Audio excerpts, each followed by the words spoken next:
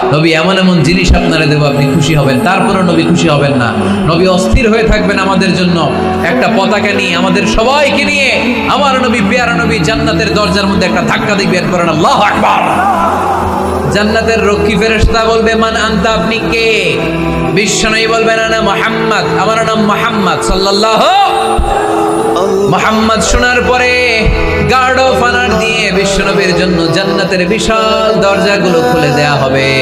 আর জান্নাতের ফেরেশতারা বলবে, নবী গো, জান্নাত সৃষ্টির পর থেকে আজ পর্যন্ত আমরা দাঁড়িয়ে আছি, কবে আপনি জান্নাতে ধাক্কা মারবেন আর আপনার জন্য জান্নাতের দরজা খুলে দেব। আপনার আগে যেন কারো জন্য জান্নাতের দরজা খোলা না হয়, এ ব্যাপারে আমাদেরকে কঠোর নির্দেশনা দিয়েছে কে? سوى الله